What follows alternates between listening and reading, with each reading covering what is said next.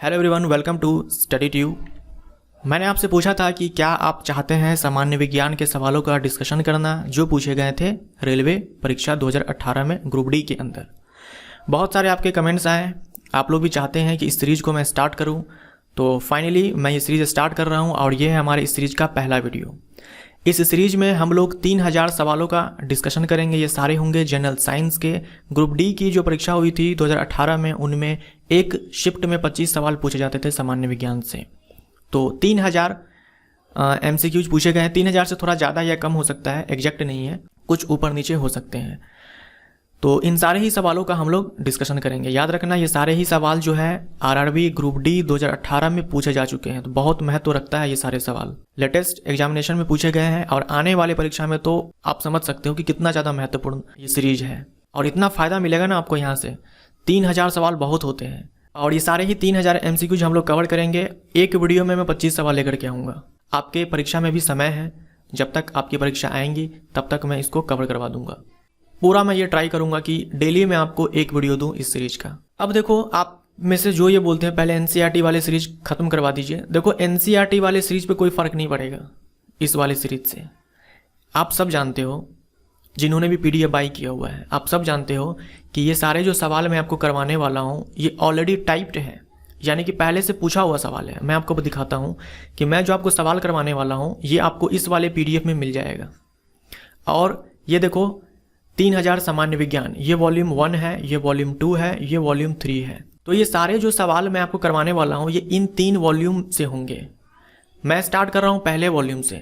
जो हम लोग सवालों को स्टार्ट कर रहे हैं इस वीडियो से, ये पहले वॉल्यूम से है। तो आप में से जो भी हैं जो PDF को बाई किए हुए हैं, इन सारे PDF को वो आप देख सकते हो। मैं वॉल्यूम 1 से स्टार्ट कर रहा हूँ। तो ये सारे सवाल क्या है, ऑलरेडी टाइप्ड है। इसीलिए मैंने आपसे कहा था कि मैं सिर्फ हिंदी माध्यम में वीडियो लाऊंगा, आप लोग चाहते हैं या नहीं, क्योंकि इंग्लिश में तो टाइप्ड है नहीं, इंग्लिश में लिखना पड़ेगा और उतना मेरे पास समय नहीं है अभी, क्योंकि NCERT सीरीज में ऑलरेडी काफ़ी सारे चैप्टर्स बचे हुए हैं, मुझे वो करवाने हैं और वो हमारा बाइलिंगुअल है। तो क्योंकि ये सारे सवाल टाइप्ड हैं तो मुझे बस PPT बनाने हैं और रिकॉर्ड करने हैं। और NCERT वाली सीरीज में क्या है, वहाँ मैं आपको बहुत सारे सवाल करवाता हूँ। मान लो एक चैप्टर में आपको 100 सवाल भी करवाता हूँ तो उसमें 200 सवाल मुझे टाइप करने पड़ते हैं। पहले 100 सवाल हिंदी में, फिर उसको इंग्लिश में। और ऐसा भी नहीं है कि मेरे पास कोई किताब है जिसमें बहुत सारे MCQs लिखे हुए हैं और मैं उसी MCQs को मैं टाइप करता हूँ। ऐसा भी नहीं होता है NCERT वाले सीरीज में। वहाँ मैं एक एक सवाल को खुद से फ्रेम करता हूँ। 95% ऐसे सवाल होते हैं जिसको मैं खुद से फ्रेम करता हूँ और मैं बहुत ही आराम से फ्रेम करता हूँ, क्योंकि उस सीरीज में मैं सिर्फ MCQs आपको नहीं करवा रहा हूँ, पूरा चैप्टर मैं आपको कवर करवा रहा हूँ। MCQ के माध्यम से पूरा मैं चैप्टर आपको NCERT वाले सीरीज में करवा रहा हूँ। तो आप ऐसा मत सोचना कि MCQ बनाने के बाद जब तक मैं थ्योरी नहीं पढ़ूंगा तब तक कॉन्फिडेंस नहीं आएगा, तब तक चैप्टर कंप्लीट नहीं होगा। तो आप गलत हो अगर आप ऐसा सोचते हो। तो NCERT वाले सीरीज में MCQ के माध्यम से आपका पूरा चैप्टर फिनिश हो रहा है। मैं इस बात का पूरा ध्यान रखता हूँ वहाँ पर कि आपसे कोई सवाल छूटे ना, पूरा चैप्टर आपका कवर हो जाए। आप किताब उठा करके पढ़ लेना, जितने भी पॉइंट्स हैं जो आपके एग्जाम में पूछे जा सकते हैं सारे मैं करवाता हूँ। 9th के NCERT को मैं पूरा कवर करता हूँ 100%। मैं 9th के 10th के NCERT को कवर करवाता हूँ। उसमें साथ में जो 11th 12th में है बेसिक, उन सबको मैं कवर करवाता हूँ। तो वहाँ मैं इस बात का पूरा ख्याल रखता हूँ, वरना मुझे उतना टाइम नहीं लगता NCERT वाले सीरीज में। अगर मुझे सवाल ही करवाने होते तो मैं 50-60 सवाल करवाता, आगे चैप्टर को बढ़ाता। ऐसा नहीं है। जब तक चैप्टर आपका अच्छे से कवर नहीं होता है मैं MCQs लिखते रहता हूँ, बनाते रहता हूँ। चाहे जितना सवाल चला जाए, 2 से चला जाए, 300 चला जाए, कोई फ़र्क नहीं पड़ता है। चैप्टर आपका मैं उसमें पूरा कवर करवाता हूँ। तो अपने आप पर भरोसा रखो। NCERT सीरीज के जो चैप्टर्स होते हैं उन पर भरोसा रखो। अगर आप उतना कर लेते हो ना, अगर आप नोट्स बनाते हो तो फिर आप देखना आपके नोट्स में कितने सारे इन्फॉर्मेशंस होते हैं। आपका नोट सबसे बेहतर नोट होगा। इतना अच्छा नोट तो किसी के पास नहीं होगा अगर आप नोट्स बनाते हो तो NCERT वाली वीडियो से। तो यही कारण है कि वहाँ पर समय लगता है। वहाँ एक एक सवाल मैं खुद से फ्रेम करता हूँ सोच समझ करके कि चैप्टर में छूटे ना कुछ। प्लस बहुत सारे सवाल होते हैं, हिंदी इंग्लिश दोनों में टाइप करने होते हैं, तो वहाँ पर थोड़ा समय लगता है। लेकिन यहाँ पर ऐसा कुछ नहीं है। यहाँ पर ऑलरेडी सवाल लिखा हुआ है, मुझे बस PPT बनाना है और रिकॉर्ड करना है, डालना है। तो इस वाले सीरीज से उस पर कोई प्रभाव नहीं पड़ेगा। वो जैसे चल रहा है वैसे ही चलता रहेगा। और इस वाले सीरीज में मैं कोशिश करूँगा कि डेली एक वीडियो मैं आपको दे दूँ। अब देखो, अगर आपने ये वाला PDF बाई किया हुआ है तो इसमें आपको सामान्य विज्ञान जो ग्रुप डी में पूछे गए थे, सामान्य विज्ञान जो RRB JEE में पूछे गए थे, सामान्य विज्ञान जो RRB ALP टेक्नीशियन में पूछे गए थे और सामान्य ज्ञान जो RRB JEE में पूछे गए थे 2019 में, सारे ही हैं। 5000 से ज़्यादा MCQs है और इस वाले PDF में मैं आपको इसका हल ऑलरेडी करवा चुका हूँ। ये जो RRB ALP टेक्नीशियन 2018 में जो सामान्य विज्ञान पूछे गए थे 500, ये मैं आपको ऑलरेडी करवा चुका हूँ इसका सोल्यूशन। सामान्य विज्ञान जो RRB JEE में पूछे गए थे 2019 में, ये भी मैं आपको करवा चुका हूँ। तो आप में से कुछ है जो कमेंट्स कर रहे थे कि इन दोनों एग्जामों का भी करवाइए, तो ये ऑलरेडी मैं करवा चुका हूँ। आपको क्या करना है, चैनल का प्लेलिस्ट चेक करना है। मैं अब स्टार्ट कर रहा हूँ ये ग्रुप डी वाला इस वीडियो से। और ये PDF अगर आप बाई करना चाहते हैं तो चैनल के डिस्क्रिप्शन बॉक्स को आप चेक करो, आप हमारे इस स्टोर पे पहुंच जाओगे और आप बाई कर सकते हो। ये देख सकते हो आप, question bank RRB ALP technician 2018 CBT 1, इसमें 500 सवालों का मैंने डिस्कशन किया हुआ है। उसके बाद question bank RRB JEE CBT 1 2019, ये सारे 1000 सवाल इसमें कवर्ड हैं। और ग्रुप डी का तो मैं यहाँ से स्टार्ट कर रहा हूँ। तो चलिए हम लोग स्टार्ट करते हैं। बहुत सारी बातें मैंने आपसे कर ली। निषेचित अंडा यानी कि युग्मनज, निषेचित अंडा ही क्या कहलाता है, युग्मनज कहलाता है। जब शुक्राणु और अंडाणु आपस में संलयन करते हैं उस प्रक्रिया को हम लोग निषेचन बोलते हैं, और तब जाकर के जाइगोट बनता है यानी कि युग्मनज बनता है। ये एक कोशिकीय होता है, ये भी ध्यान में रखना आप। किस में समाविष्ट हो जाता है, आपसे सवाल ये भी पूछा जाता है कि बताओ निषेचन होता कहाँ पर है। निषेचन होता है डिंब वाहिनी नलिका में, जिसे हम लोग फैलोपियन ट्यूब बोलते हैं, वहाँ पर निषेचन होता है। यानी कि अंडा और शुक्राणु ये आपस में मिलते हैं, संलयन करते हैं, उस प्रक्रिया को हम लोग निषेचन बोलते हैं।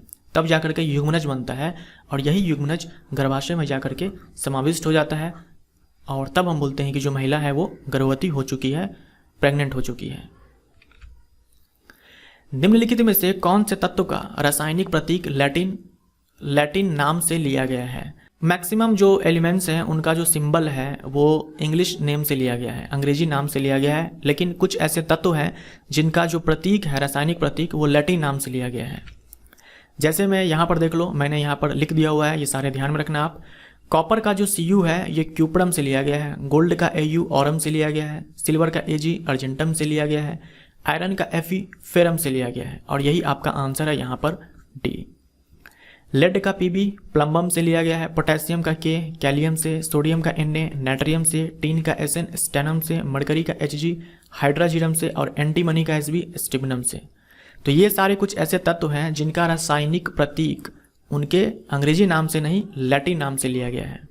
कोई बल 1 kg पिंड की गति को 4 मीटर पर सेकंड से 8 मीटर पर सेकंड तक बढ़ा देता है, बल द्वारा किया गया कार्य होगा। देखो, एक तो आप जानते होंगे कि बल बराबर हमारा होता है कार्य बराबर हमारा होता है बल गुने में विस्थापन। कार्य बराबर होता है बल और गुने में विस्थापन। लेकिन यहाँ पर देखो, ना तो बल दे रखा है ना ही विस्थापन दे रखा है। आपको दे रखा है 2 स्पीड, एक को u मानो प्रारंभिक को और एक को v मानो, और आपको द्रव्यमान दे रखा है। जब भी आपके पास 2 गति हो और द्रव्यमान हो और आपसे पूछ दे कि बताओ कार्य कितना होगा, आपको लगाना है गतिज ऊर्जा में परिवर्तन। कार्य बराबर गतिज ऊर्जा में परिवर्तन, वर्क एनर्जी थ्योरम बोलते हैं इसे, कार्य ऊर्जा सिद्धांत बोलते हैं। आपको बस ये वाला फॉर्मूला अप्लाई कर देना है। लेकिन न्यूमेरिकल बनाने से पहले इस बात का आप हमेशा ख्याल रखें, जरा सा देख लेना कि जो आंसर दे रखा है वो कौन से यूनिट में दे रखा है। सारे के सारे SI मात्रक में है।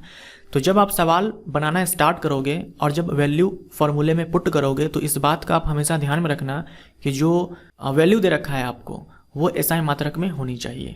तो यहाँ पर देखो, द्रव्यमान kg में है, ठीक है, और स्पीड भी मीटर पर सेकंड में है। तो यूनिट का यहाँ पर कोई चक्कर नहीं है, यूनिट से कोई लफड़ा नहीं है, आराम से सारे वैल्यू को आप पुट कर दो।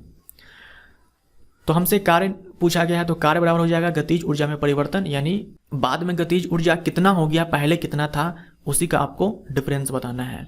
द्रव्यमान 1 डाल दो, v² यानी कि 8 का स्क्वायर तो 64 हो जाएगा, u² यानी कि 4 का स्क्वायर यानी कि 16 हो जाएगा। यहाँ से 1/2 इसको अगर हम माइनस करें तो 48 आएगा।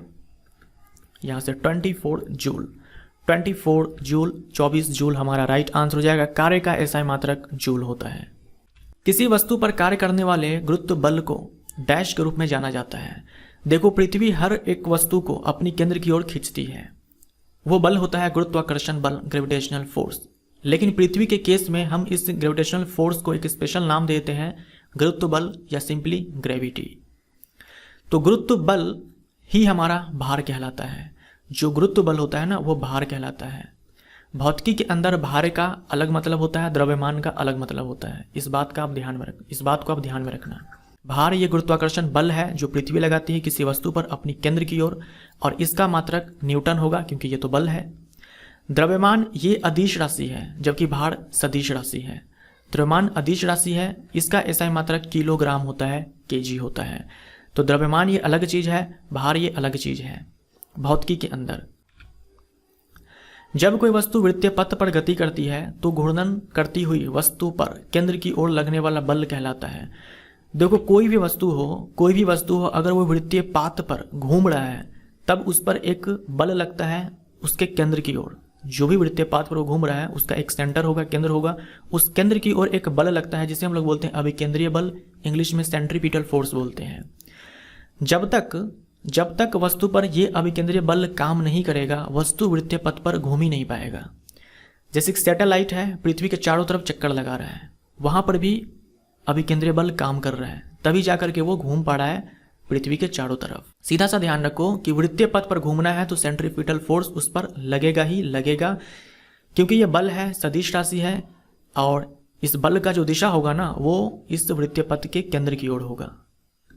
सी हमारा राइट आंसर। निम्न में से कौन सा विकल्प उस लवण का उदाहरण है जिसके जलीय विलयन का पीएच 7 से कम होता है? आपको बताना है कि इनमें से कौन सा वो सॉल्ट है जिसका एक्वस सॉल्यूशन का पीएच 7 से कम होता है। 7 से कम यानी कि एसिडिक सॉल्यूशन हो गया वो, अम्लीय विलयन हो गया वो। तो सोडियम कार्बोनेट, सोडियम बाइकार्बोनेट, इन दोनों का जो पीएच होता है ना वो 10 से भी ज़्यादा होता है, यानी कि ये बहुत ही ज़्यादा क्षारीय होता है। सोडियम क्लोराइड का पीएच 7 होता है, आप जानते हो, आप में से बहुत को पता होगा, साधारण नमक sodium chloride pH 7। Ammonium chloride NH4Cl, यह अमोनियम क्लोराइड, इसका पीएच 6-7 के बीच में होता है। धातु ऑक्साइड और हाइड्रोजन का निर्माण करने के लिए निम्नलिखित में से कौन सी धातु वाष्प के साथ अभिक्रिया करती है? देखिए कुछ धातु तो ऐसे हैं जो ठंडे जल के साथ, गर्म जल के साथ और वाष्प के साथ, तीनों के साथ अभिक्रिया करती है। कुछ धातु ऐसे हैं जो ठंडे जल के साथ अभिक्रिया नहीं करते हैं, केवल गर्म जल और वाष्प के साथ करते हैं। कुछ ऐसे हैं जो केवल वाष्प के साथ करते हैं और कुछ ऐसे हैं जो जल के साथ अभिक्रिया करते ही नहीं हैं। तो हमें इन सब के बारे में जानना होगा। यहाँ देखिए आप, सोडियम, पोटेशियम और सोडियम, ये दोनों धातुएं ठंडे जल के साथ, गर्म जल के साथ और वाष्प के साथ, तीनों के साथ अभिक्रिया करते हैं और बहुत ही ज़्यादा वायलेंट होता है ये वाला रिएक्शन, यानी कि बहुत ही खतरनाक होता है। इसीलिए सोडियम और पोटेशियम को केरोसिन में डुबो करके रखा जाता है, क्योंकि जैसे ही पानी के कांटेक्ट में आएगा ये दोनों ही धातु जल उठेगा। उसके बाद देखो कैल्शियम, कैल्शियम भी ठंडे पानी, गर्म पानी, वाष्प तीनों के साथ अभिक्रिया कर लेता है, लेकिन ये वायलेंट नहीं है, ये बड़े ही आराम से रिएक्शन करता है, यहाँ से कोई खतरा नहीं है और ये जल में फ्लोट करना स्टार्ट कर देता है, तैरना स्टार्ट कर देता है। कभी आपसे पूछे कि बताओ कौन सी ऐसी धातु है जो जल के साथ अभिक्रिया करने पर वो तैरने लग जाती है? आंसर आपका कैल्शियम होगा। अब देखो मैग्नीशियम, मैग्नीशियम ये केवल गर्म पानी यानी कि गर्म जल और वाष्प के साथ अभिक्रिया करेगा, ठंडे जल के साथ नहीं करेगा। उसके बाद एल्यूमिनियम, जिंक, आयरन, इन तीनों के बारे में ध्यान में रखेंगे कि ये केवल वाष्प के साथ अभिक्रिया करते हैं, ना तो ठंडे जल के साथ ना ही गर्म जल के साथ। तो हमारा जो आंसर होगा यहाँ पर क्या हो जाएगा? एल्यूमिनियम। ए हमारा राइट आंसर होगा। यहाँ पर आपको ध्यान में रखना है, यहाँ पर लेड हो गया, कॉपर हो गया, मरकरी हो गया, गोल्ड हो गया, सॉरी सिल्वर हो गया और गोल्ड हो गया, यानी कि सोना, चांदी, सोना, पारा, कॉपर और ये शीशा, ये सारे के सारे जल के साथ अभिक्रिया नहीं करते हैं। ये सारी ही बातें आपको ध्यान में रखनी होंगी और ये आपको याद हो जाएगा, बहुत सारे सवाल पूछे गए इस टॉपिक से, तो ये सब आपको ध्यान में रखना है। अब यहाँ पर देखो, ये भी इंपॉर्टेंट है, धातु जब जल के साथ अभिक्रिया करती है तो धातु ऑक्साइड बनाती है और हाइड्रोजन गैस उत्पन्न करती है। धातु जल के साथ अभिक्रिया करती है, धातु ऑक्साइड बनाती है और हाइड्रोजन गैस उत्पन्न करती है। अगर धातु ऑक्साइड ये जल में घुलनशील है तो ये जल में घुल करके धातु हाइड्रोक्साइड बना लेती है। तो इतनी सारी बातें हैं जो आप यहाँ पर ध्यान में रख सकते हो। निम्नलिखित में से क्या ठोस, द्रव, गैस तीनों रूपों में पाया जाता है? जो धातुएं होती है वो सारे के सारे ठोस होते हैं, एक को छोड़ करके, मरकरी को छोड़ करके। मरकरी ये द्रव है। निष्क्रिय गैस तो गैस ही है ये। उपधातु 7 होती हैं, ये सारे के सारे ठोस हैं। अधातु में आपको ठोस भी मिलेगा, आपको द्रव भी मिलेगा और गैस भी मिलेगा, लेकिन द्रव में मात्र एक ही है, वो है ब्रोमीन। तो बस हो गया, ये ध्यान में रखना है आपको। धातुओं में द्रव आपको मिलेगा मरकरी, अधातु में एकमात्र ब्रोमीन। हमसे पूछा है बताओ कौन है जो ठोस द्रव गैस तीनों में है, तो सी हमारा राइट आंसर हो जाएगा। धातु ठोस भी होती है, द्रव भी होती है, गैस भी होती है, सॉरी अधातु। निम्नलिखित में से किस प्रक्रिया में वायु में ऑक्सीजन उत्पन्न होती है? तो वायु में जो ऑक्सीजन है वो उत्पन्न होती है प्रकाश संश्लेषण से, यानी कि फोटोसिंथेसिस से। ये आपको अभिक्रिया ध्यान में रखना है। फोटोसिंथेसिस का ये रिएक्शन है, 6 मॉलिक्यूल कार्बन डाइऑक्साइड का, 6 मॉलिक्यूल वाटर का, जल का आपस में मिल करके 1 मॉलिक्यूल ग्लूकोज का और 6 मॉलिक्यूल ऑक्सीजन का बनाते हैं। और यहाँ पर क्या चाहिए? सनलाइट, सनलाइट चाहिए। निम्न में से कौन जंतु गर्म खून वाला होता है? गर्म खून वाला आपको ध्यान में रखना है पक्षी और स्तनधारी।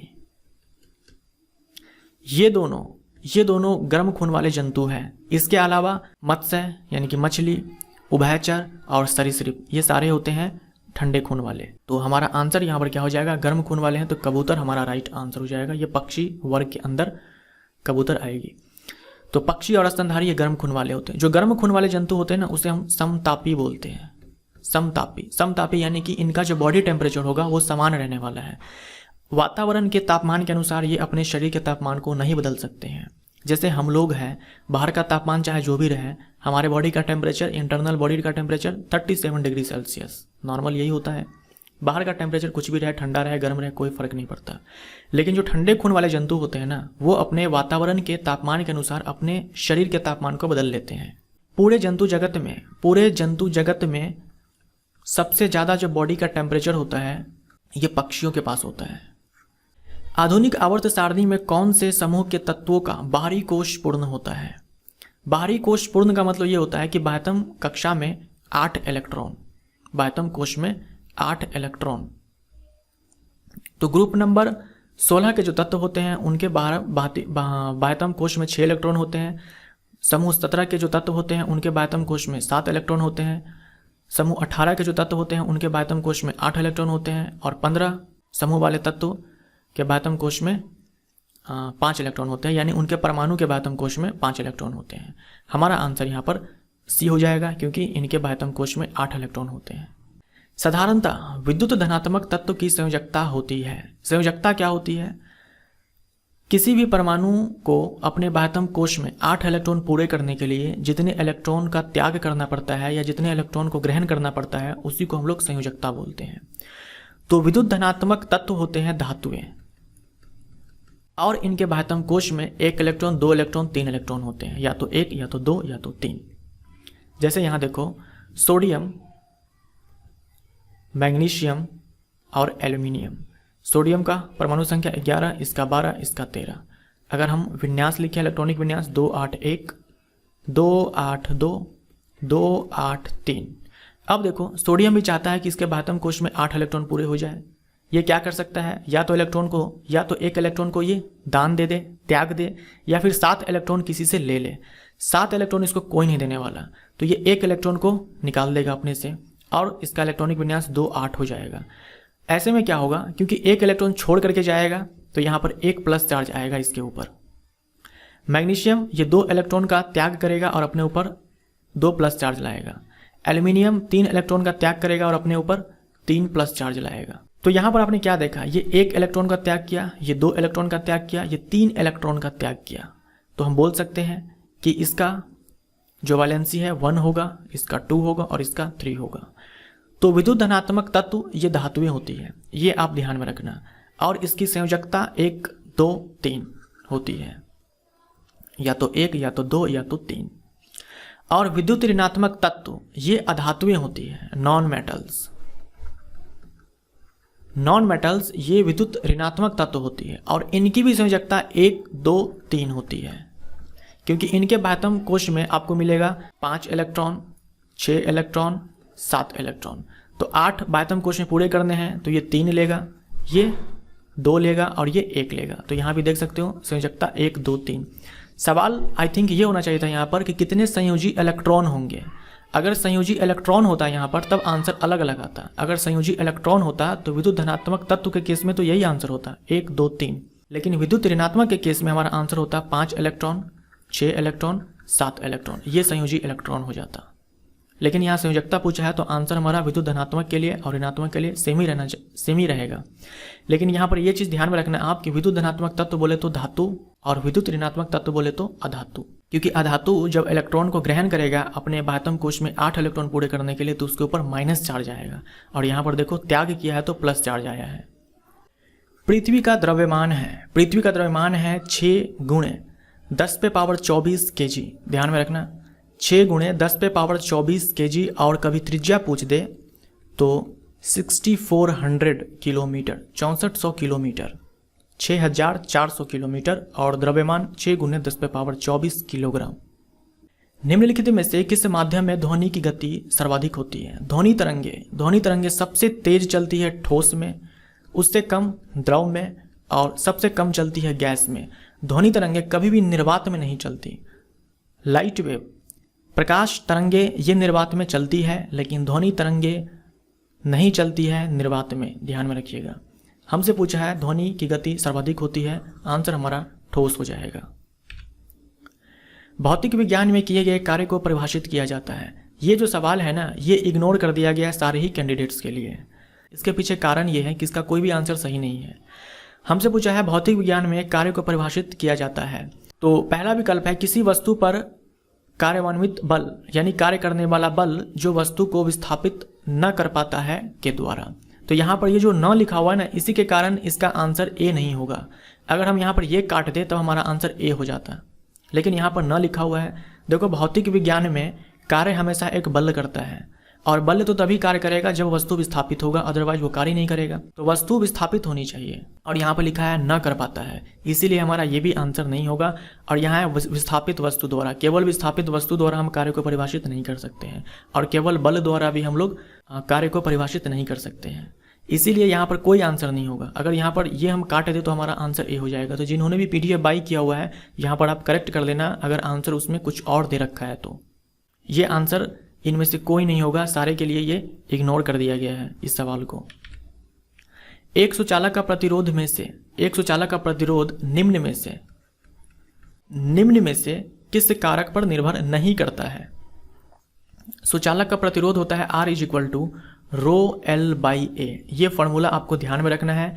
R होता है विद्युत प्रतिरोध, R होता है प्रतिरोधकता किसी पदार्थ का, L होता है तार की लंबाई यानी कि चालक की लंबाई, A होता है तार की मोटाई बोल दो या फिर चालक की मोटाई। तो आप यहाँ पर देखो, अगर हम तार की लंबाई को बढ़ा दें या फिर बोल दो चालक की लंबाई बढ़ा दें तो प्रतिरोध बढ़ जाएगा। ये A होता है चालक की मोटाई या फिर बोल दो अनुप्रस्थ भाग का क्षेत्रफल।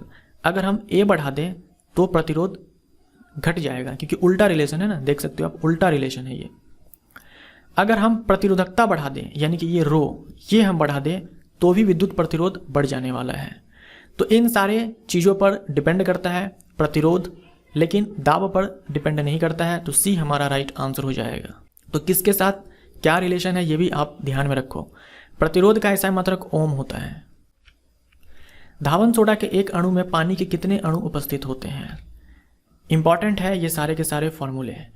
धावन soda sodium carbonate decahydrate, gypsum calcium sulphate dihydrate, plaster of Paris calcium sulphate hemihydrate, copper sulphate का होता है कॉपर सल्फेट पेंटाहाइड्रेट। तो आप यहाँ देखो, धावन सोडा में पानी के 10 मॉलिक्यूल है, जिप्सम में 2 मॉलिक्यूल है, प्लास्टर ऑफ पेरिस में आधा मॉलिक्यूल है, और कॉपर सल्फेट में 5 मॉलिक्यूल है। इनमें से कोई सा भी आपसे पूछा जा सकता है, या तो आपसे रासायनिक नाम पूछ देगा, या फिर जैसा कि सवाल में दे रखा है कि बताओ एक मॉलिक्यूल में वाटर के कितने मॉलिक्यूल हैं। हमारा आंसर यहाँ पर क्या हो जाएगा? 7 हो जाएगा, माफ़ करना 10 हो जाएगा। ठीक है, धावन सोडा में पूछ रखा है तो देखो डेकाहाइड्रेट है ये, 10 molecules of water in 1 molecule of washing soda. मछलियों के हृदय में डैश कक्ष होते हैं। मछलियों के हार्ट में 2 चैम्बर्स होते हैं। मछलियों के हार्ट में 2 चैम्बर्स होते हैं। उभयचर के हार्ट में 3 चैम्बर्स होते हैं। सरीसृप यानी कि रेप्टाइल्स, इनके हार्ट में भी 3 चैम्बर्स होते हैं। बर्ड्स और मैमल्स के केस में 4-4 चैम्बर्स हो जाएंगे। मगरमच्छ जो है ये भी सरीसृप है यानी कि रेप्टाइल है, होने चाहिए थे 3 कक्ष, लेकिन इसमें है 4 कक्ष। तो ये आपको अच्छे से ध्यान में रखना है। आपसे पूछे कभी भी मगरमच्छ के हार्ट में कितने चैम्बर्स है, तो आंसर आपका 3 नहीं होगा, 4 होगा, जबकि मगरमच्छ एक रेप्टाइल है।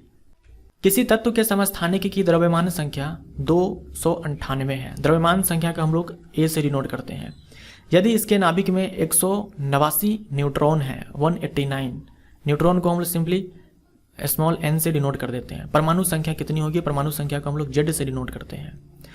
तो द्रव्यमान संख्या होता है number of neutron plus number of proton, और जो नंबर ऑफ प्रोटॉन होता है ना, वही द्रव्यमान संख्या होता है। तो हम लोग लिख सकते हैं a बराबर n प्लस z।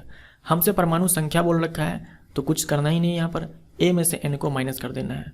298 में से 189 को माइनस कर देना है, आंसर आपका 109 आ जाएगा। सी हमारा राइट आंसर। न्यूट्रॉन और प्रोटॉन हमेशा नाभिक में होता है, जबकि इलेक्ट्रॉन नाभिक से बाहर होता है। लेंस बनाने के लिए निम्नलिखित में से किसका उपयोग नहीं होता है। अब हमें लेंस अगर बनाना हो तो हम ऐसे माध्यम को लेंगे जो अपने से होकर के प्रकाश को जाने दे, यानी कि पारदर्शी माध्यम होना चाहिए।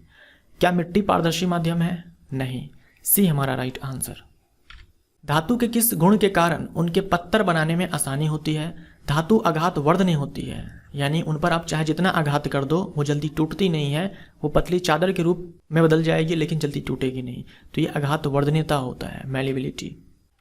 आधुनिक आवर्त सारणी के 18वें समूह में कितने तत्व मौजूद हैं? ये ग्रुप नंबर 18 है। ग्रुप नंबर 18 को ही हम लोग 0 ग्रुप बोलते हैं या फिर 8A बोलते हैं। 8A बोलते हैं। इसमें देखो हीलियम है, नियोन है, आर्गन है, क्रिप्टन है, जेनॉन है, रेडॉन है, ऑर्गेनेसन है। कितने तत्व हैं? 1 2 3 4 5 6 7, सॉरी टोटल 7 तत्व हैं। लेकिन पूछे ग्रुप नंबर 18 में कितने गैस तत्व हैं? कितने ऐसे तत्व हैं जो गैस है? आंसर आपका 6 होगा, हीलियम से लेकर के रेडॉन तक।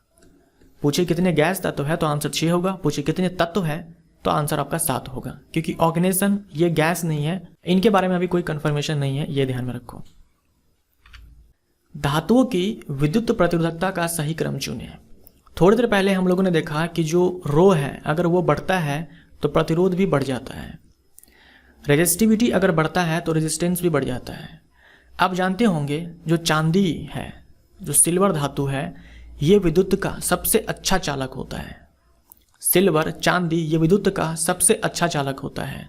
अगर ये सबसे अच्छा चालक है तो डेफिनेटली इसका जो रो होगा वो कम होगा, यानी कि जो आर होगा ये कम होगा। अगर धातुओं में सबसे अच्छा चालक है तो सारे ही धातुओं से इसका जो रो होगा, प्रतिरोधकता होगा, ये कम होगा। तो आप देख लो यहाँ पर किस में सबसे कम है, यहाँ देख लो डी में। तो यही हमारा राइट आंसर हो जाएगा। जर्मेनियम, आर्सेनिक, सिलेनियम और ब्रोमीन के परमाणुओं में डैश कक्षाएं होती है। जो तत्व जिस आवर्त में होगा ना, उस तत्व के परमाणु में उतनी ही कक्षाएं होती है। ये आप ध्यान में रखो। जो तत्व जिस आवर्त में, हमारे आधुनिक आवर्त सारणी में 7 आवर्त हैं, तो जो तत्व जिस आवर्त में है उसके परमाणुओं में उतनी ही कक्षाएं होती हैं। ये जो सारे तत्व है ना, जर्मेनियम, आर्सेनिक, सिलेनियम, ब्रोमीन, ये चौथे आवर्त में है, तो इनके परमाणु के पास 4 कक्षाएं होती हैं। यहाँ आप देखो जर्मेनियम, आर्सेनिक, सिलेनियम, ब्रोमीन, देख लो ये कौन से आवर्त में है। ये है पहला आवर्त, ये है दूसरा, ये है तीसरा, ये है चौथा। तो चौथे आवर्त में ये सारे तत्व हैं। तो इन सारे तत्वों के परमाणु में 4 कोश होंगे, तो इसीलिए हमारा आंसर 4 हुआ था।